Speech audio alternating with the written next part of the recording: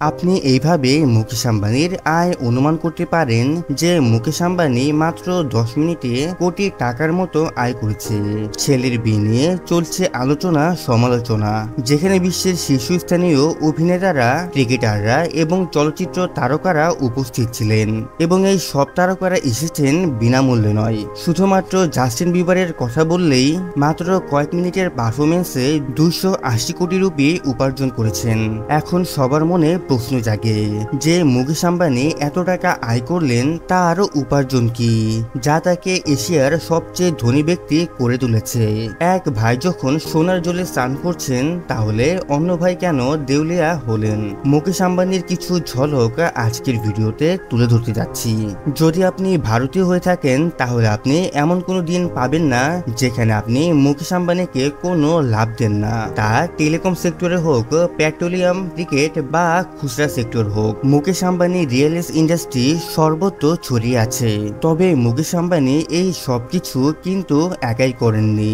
এই সবকিছু শুরু হয়েছিল মুকেশ আম্বানির বাবা ধীরুভাই আম্বানির হাত ধরে। ছোটবেলাতে ভারতের পেট্রোল পাম্পে কাজ করতেন।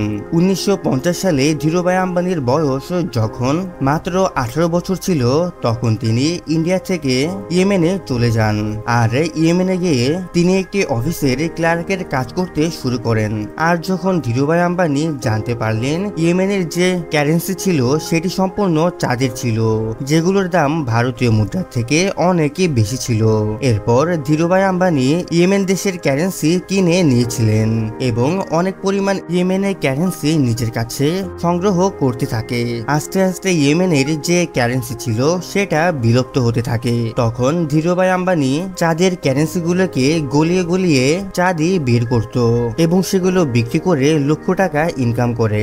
1957 সালে ইয়েমেনে তখন মুকেশ আম্বানি জন্মগ্রহণ করে। তখন ধীরুভাই আম্বানির ফ্যামিলি খুবই মধ্যবিত্ত ফ্যামিলি ছিল। তখন মুকেশ আম্বানির ফ্যামিলির মাত্র 2টি রুম ছিল। ধীরুভাই আম্বানি তখন বিজনেস করছিলেন, যার কারণে 1958 সালে ধীরুভাই আম্বানির পরিবার সহ ইয়েমেন থেকে ইন্ডিয়াতে চলে আসে। ভারতে আসার পর ধীরুভাই আম্বানি কাপড় এবং মশলার ব্যবসা শুরু করেন। ধীরুভাই আম্বানি শুরু করেছিলেন কাপড়ের প্রোডাকশন দিয়ে, আর কাপড় তৈরিতে যে সুতোগুলো ব্যবহার করা হতো সেই সুতোগুলো তিনি কোম্পানিতে সাপ্লাই করতেন। এরপর ধীরুভাই আম্বানি নিজেই ওই সুতাগুলো দিয়ে কাপড় তৈরি করা শুরু করেন। 1966 সালে তিনি প্রথমবারের মতো নিজের ফ্যাক্টরি চালু করেন এবং সেই কোম্পানিটির নাম রাখেন ভিমাল।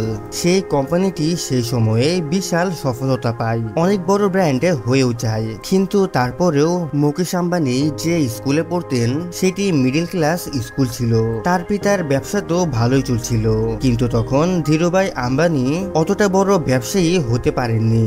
মুকেশ আম্বানি তার ভাই অনিল আম্বানি এবং অনঞ্জয়ের সাথে মুম্বাইয়ে অবস্থিত হিলগ্র্যান্ড হাই স্কুল থেকে পড়াশোনা করেন। স্কুল লাইফ পার করার পরে মুকেশ আম্বানি তার কলেজ লাইফের পড়াশোনা শেষ করেন মুম্বাইয়ে অবস্থিত সেন্ট জেভিয়ার্স কলেজ থেকে। পরবর্তীতে তিনি ভর্তি হন ইনস্টিটিউট অফ কেমিক্যাল টেকনোলজিতে। সেখান থেকে কেমিক্যাল ইঞ্জিনিয়ারিং বিএ ডিগ্রি লাভ করেন। এরপর মুকেশ আম্বানি গ্রাজুয়েশন শেষ করার পরে আরো উচ্চতর ডিগ্রি লাভের জন্য আমেরিকাতে চলে যান। তখন মুকেশ আম্বানি আমেরিকার স্ট্যানফোর্ড ইউনিভার্সিটিতে অ্যাডমিশন নেন, কিন্তু পড়াশোনা চলাকালীন তিনি ভারত চলে আসেন, কারণ ওই সময়ে ধীরুভাই আম্বানির বিজনেস আকাশচুম্বী, যার কারণে মুকেশ আম্বানিকে ভারত চলে আসতে হয়, যাতে করে মুকেশ আম্বানি তার পিতা ধীরুভাই আম্বানিকে সাহায্য করতে পারে। আসলে এমন ঘটেছিল যে মুকেশ আম্বানি আমেরিকাতে এমবিএ করছিল, তখন তার পিতা সরকার থেকে পলিস্টার ফিল্মেটে এই সুতা তৈরি করার লাইসেন্স পেয়ে যায়। সরকার থেকে এই লাইসেন্স পাওয়ার পরেই এই স্পেশাল সুতা তৈরি করার জন্য ধীরুভাই আম্বানিকে পাতালগঙ্গা মহারাষ্ট্র থেকে একটি ফ্যাক্টরি তৈরি করে ফেলেন। আর তখন তিনি মুকেশ আম্বানিকে কল করেন এবং দেশে আসতে বলেন।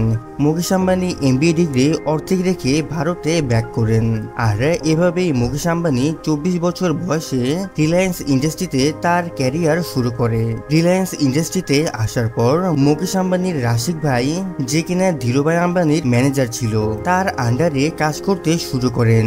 কিছুদিন তার সাথে কাজ করার পরে ধীরুভাই আম্বানি মুকেশ আম্বানিকে নিজের ইচ্ছা মতো কাজ করার অধিকার দিয়ে দেয়। মুকেশ আম্বানি যে কোনো সিদ্ধান্তই নিতে পারত, কিন্তু একটা শর্ত ছিল, কোনো সিদ্ধান্ত নেওয়ার আগে ধীরুভাই আম্বানির সাথে পরামর্শ করে নেওয়া। 1925 সালে রাশিক ভাইয়ের মৃত্যুর পরে পলিস্টিক ফিলামেন্টের তৈরি যে কারখানা ছিল, সেই কারখানার সম্পূর্ণ দায়িত্ব চলে আসে মুকেশ আম্বানির কাছে। আর এত বড় দায়িত্ব মুকেশ আম্বানি খুব ভালোভাবে সামলে নিয়েছিল। এরপর 1986 সালে আম্বানির পরিবার একটি শক পায়। সে সময় ধীরুভাই আম্বানির ব্রেন স্ট্রোক হয়, আর কোম্পানির সব দায়িত্ব মুকেশ আম্বানি এবং তার ভাই অনিল আম্বানির উপর এসে পড়ে। দুই ভাই মিলে খুব ভালোভাবেই তার বাবার এই দায়িত্ব সামলে নিয়েছিল। এত বড় ব্রেন স্ট্রোকের পর ধীরুভাই আম্বানি কোন রকম বেঁচে গিয়েছিলেন, কিন্তু ধীরুভাই আম্বানির ডান হাত একেবারে অকেজ হয়ে গিয়েছিল। এরপর মুকেশ আম্বানি তার পিতার ডান হাত হয়ে যায়। মুকেশ আম্বানি শুধু তার পিতার ব্যবসায় চালায়নি, এর সাথে সাথে রিলায়েন্স ইন্ডাস্ট্রিকে কিভাবে বৃদ্ধি করা যায় সেই পরিকল্পনা তৈরি করে ফেলেছিলেন। এরপর 1991 সালে মুকেশ আম্বানি পেট্রোকেমিক্যাল প্ল্যান্ট স্থাপন করেন। এরপর রিলায়েন্স কোম্পানি 1995 সালে রিলায়েন্স কমিউনিকেশন সেক্টর খুলে বসে। পরবর্তীতে 1998 সালে সাধারণ মানুষের কথা চিন্তা করে মুকেশ আম্বানি LPG গ্যাস তৈরি করার চিন্তা ভাবনা করেন এবং গ্যাস সেক্টরে প্রথমবারের মতো পা রাখেন। এরপর তিনি তৈরি করলেন রিলায়েন্স গ্যাস কোম্পানি। এরকম একের পর এক কোম্পানি খুলতে খুলতে একের পর এক সফলতা পেতে পেতে রিলায়েন্স ইন্ডাস্ট্রির সম্পত্তি দিন দিন রকেটের মতো বৃদ্ধি পেতে থাকে। এরপর 2002 সালে মুকেশ আম্বানির পিতা ব্রেন স্ট্রোকের কারণে পৃথিবী থেকে বিদায় নেন। ধীরুভাই আম্বানির মৃত্যুর পরে মুকেশ আম্বানি এবং অনিল আম্বানির মধ্যে সম্পত্তি নিয়ে অনেক বিবাদ সৃষ্টি হয়। দুই ভাইয়ের ঝগড়ার কারণে রিলায়েন্স ইন্ডাস্ট্রির প্রফিট আস্তে আস্তে কমতে থাকে এবং কোম্পানির লস হতে থাকে, যার কারণে দুই ভাইয়ের মধ্যে ঝগড়া শেষ করার জন্য মুকেশ আম্বানির মা তাদের দুই ভাইয়ের মধ্যে রিলায়েন্স ইন্ডাস্ট্রি সমানভাবে ভাগ করে দেন। ভাগাভাগির পরে মুকেশ আম্বানির কাছে রিলায়েন্স ইন্ডাস্ট্রি এবং রিলায়েন্স পেট্রোকেমিক্যাল থাকে। নতুন ভাগাভাগি করে মুকেশ আম্বানি নতুন করে এই দুটি কোম্পানি নিয়ে যাত্রা শুরু করেন। তখন মুকেশ আম্বানির ইনকামের মেন সোর্স ছিল জামনগর পেট্রোলিয়াম রিফাইনারি। এরপর 2006 সালে রিলায়েন্স ইন্ডাস্ট্রি রিলায়েন্স রিটেল মার্কেটে কদম রাখে, আর রিলায়েন্স ইন্ডাস্ট্রি পুরো দেশে শপিং মল খুলে বসে। এর মধ্যে সবথেকে জনপ্রিয় ছিল রিলায়েন্স ফ্রেশ কোম্পানি। পুরো ভারতে রিলায়েন্স ফ্রেশের বর্তমানে 1500টি প্লাস শাখা রয়েছে। এর মেন সোর্স ছিল Reliance Fresh, Reliance Trends, Reliance Digital এবং রিলায়েন্স ফুটপ্রিন্ট। 2010 সালে রিলায়েন্স ইন্ডাস্ট্রি ইনফোকম ব্রডব্যান্ড নামে একটি কোম্পানি ওপেন করে, যার ফলাফল আমরা 2016 সালে দেখতে পেয়েছিলাম। 2016 সালে রিলায়েন্স ইন্ডাস্ট্রি তাদের টেলিকমিউনিকেশন সার্ভিস জিও চালু করে। এরপর রিলায়েন্স ইন্ডাস্ট্রি ভারতের টেলিকমিউনিকেশন সেক্টরে পুরোপুরি পাল্টে দেয় এবং একই বছরে রিলায়েন্স ইন্ডাস্ট্রি LYF স্মার্টফোন চালু করে। 2016 সালে LYF এই কোম্পানিটি সর্বাধিক বিক্রয়ের রেকর্ড করে এবং ভারতের সবথেকে জনপ্রিয় মোবাইল হয়ে যায়। টেলিকমিউনিকেশন সেক্টরে আসার পরে রিলায়েন্স ইন্ডাস্ট্রি ভারতের বাজারকে চেঞ্জ করে দেয়। ভারতের যে টেলিকম কোম্পানিগুলো ছিল তাদের গ্রাহক আস্তে আস্তে কমতে থাকে এবং জিও কোম্পানির গ্রাহক আস্তে আস্তে বাড়তে থাকে এবং 3 বছরের মাথায় জিও কোম্পানি ভারতের নাম্বার 1 পজিশন করে নেয়। বর্তমানে জিওর কাছে প্রায় 35 কোটি গ্রাহক রয়েছে। জানলে অবাক হবেন, 2019 সালে মাত্র এক বছরে জিও কোম্পানি 11,679 কোটি টাকার প্রফিট জেনারেট করে। এরপর রিলায়েন্স ইন্ডাস্ট্রি 2020 সালের জিও মার্ট চালু করেন এবং ভারতের 203টি সিটিতে লঞ্চ করা হয়। এছাড়াও রিলায়েন্স ইন্ডাস্ট্রি ফিল্ম, মিউজিক এবং মিডিয়াতেও রয়েছে। মিডিয়ার মধ্যে রিলায়েন্স ইন্ডাস্ট্রির রয়েছে নেটওয়ার্ক 18। এই সব কিছু করার পেছনে জোরিগারো ব্রেন কাজ করে, সেটি হচ্ছে মুকেশ আম্বানি। জানলে অবাক হবেন, এই পর্যন্ত রিলায়েন্স রিলায়েন্স ইন্ডাস্ট্রি কর্মরত সংখ্যা 2,36,000।